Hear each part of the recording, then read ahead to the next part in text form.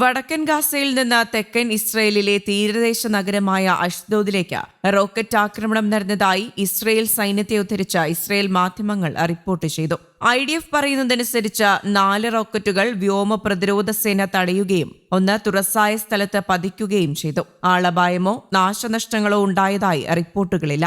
അഷ്ദോദിലും നിത്സാനും beach ഉൾപ്പെടെയുള്ള സമീപ പ്രദേശങ്ങളിലും വ്യോമാക്രമണ സൈറനുകൾ മുഴങ്ങി. ഇസ്രയേലിന്റെ താഴ്ന്ന പ്രദേശങ്ങളിലെ നിവാസികൾ സ്ഫോടന ശബ്ദം കേട്ടതായി ഇസ്രയേലി മാധ്യമങ്ങൾ റിപ്പോർട്ട് ചെയ്തു. ഗാസയിലെ ഇസ്രയേലിന്റെ സമുദ്ര ഉപരോധം തകർക്കാൻ ശ്രമിക്കുന്ന സുമുദ് ഫ്ലോട്ടില കപ്പലിനെ തടയാൻ ഇസ്രയേലി നാവികസേന തയ്യാറെടുക്കാൻ ശ്രമിക്കുന്നതിനിടെയാണ് ആക്രമണമുണ്ടായത്. അതേസമയം ദുരിതം പേറുന്ന ഗാസയിലെ പലസ്തീൻ ജനതയ്ക്ക് അവശ്യവസ്തുക്കളുമായി പുറപ്പെട്ട ഗ്ലോബൽ സുമുദ് ഫ്ലോട്ടിലയെ തടഞ്ഞിരിക്കുകയാണ് ഇസ്രയേൽ നാവികസേന. 20ഓളം പടക്കപ്പലുകളും മറ്റ് സന്നാഹങ്ങളും ഒരുക്കിയാണ് ബലപ്രയോഗത്തിലൂടെ ഇസ്രയേൽ ഫ്ലോട്ടിലയുടെ ഭാഗമായ 40ലേറെ ബോട്ടുകൾ ഭൂരിഭാഗവും പിടിച്ചെടുത്തത്. അവശേഷിച്ച ബോട്ടുകളും പിടികൂടുമെന്ന് ഇസ്രയേൽ പ്രതിരോധ മന്ത്രാലയം അറിയിച്ചിട്ടുണ്ട്. ഡ്രോണുകൾ അയച്ചും സമുദ്രത്തിൽ മൈനുകൾ പാകിയും യാനവ്യൂഹത്തിന്റെ ഗാസയിലേക്കുള്ള യാത്ര തടയാൻ ശ്രമിച്ചെങ്കിലും വിജയിച്ചിരുന്നില്ല. ഒടുവിൽ ബോട്ടുകൾ വളഞ്ഞ സൈന്യം ബലം പ്രയോഗിച്ച് ആക്ടിവിസ്റ്റുകളെ മുഴുവൻ പിടികൂടുകയായിരുന്നു. അതേസമയം ഗാസയിൽ തുടരുന്ന പലസ്തീനികളെ ഭീകരരും ഭീകരവാദത്തെ പിന്തുണയ്ക്കുന്നവരുമായി കണക്കാക്കുമെന്ന്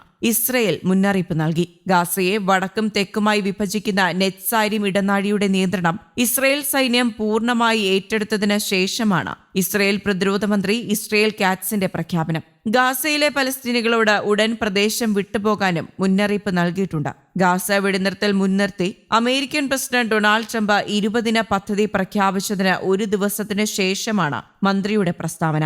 ഇത് ഗാസ നഗരത്തിന് ചുറ്റുമുള്ള ഉപരോധം ശക്തമാക്കും. തെക്കോട്ട് പോകുന്ന ഏതൊരാളും ഇസ്രയേൽ സൈനിക ചെക്ക് പോസ്റ്റുകളിലൂടെ കടന്നുപോകാൻ നിർബന്ധിതരാകുമെന്നും കാറ്റ്സ് എക്സിലൂടെ അറിയിച്ചു. കഴിഞ്ഞ മാസം ഇസ്രയേൽ ഗാസ പിടിച്ചെടുക്കാനുള്ള തീവ്ര ആക്രമണം ആരംഭിച്ചതിന് ശേഷം ഗാസ നഗരം വിട്ട ഏകദേശം 4 ലക്ഷം പലസ്തീനികൾ പലായനം ചെയ്തിട്ടുണ്ട്. എന്നാൽ ലക്ഷക്കണക്കിന് ആളുകൾ ഇപ്പോഴും അവിടെ തന്നെ തുടരുന്നുണ്ട് എന്നാണ് റിപ്പോർട്ടുകൾ സൂചിപ്പിക്കുന്നത്. ഇതിനിടെ ഗാസ സിറ്റിയിലെ കുടിയിറക്കപ്പെട്ട ആളുകളെ പാർപ്പിച്ച ഒരു സ്കൂളിൽ മിനിറ്റുകളുടെ വ്യത്യാസത്തിൽ 2 ഇസ്രയേലി ആക്രമണങ്ങൾ നടന്നുവെന്ന് റിപ്പോർട്ടുകളുണ്ട്.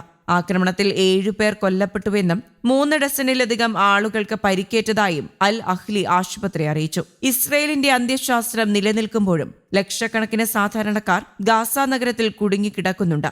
ഇവരിലും പലരും ദുർബലരും പലായനം ചെയ്യാൻ കഴിയാത്ത അവസ്ഥയിലും ഉള്ളവരാണ്. കഴിഞ്ഞ വർഷം ഇസ്രയേൽ ആക്രമണം ആരംഭിച്ചതിനു ശേഷം 66,000-ലധികം പലസ്തീനികൾ കൊല്ലപ്പെടുകയും 1,70,000-ഓളം പേർക്ക് പരിക്കേൽക്കുകയും ചെയ്തതായി ഗാസ ആരോഗ്യ മന്ത്രാലയം അറിയിച്ചിട്ടുണ്ട്. മരിച്ചവരിൽ പകുതിയോളം പേരും സ്ത്രീകളും കുട്ടികളുമാണെന്നും റിപ്പോർട്ടുകൾ പറയുന്നു. News desk Kerala Kaumudi.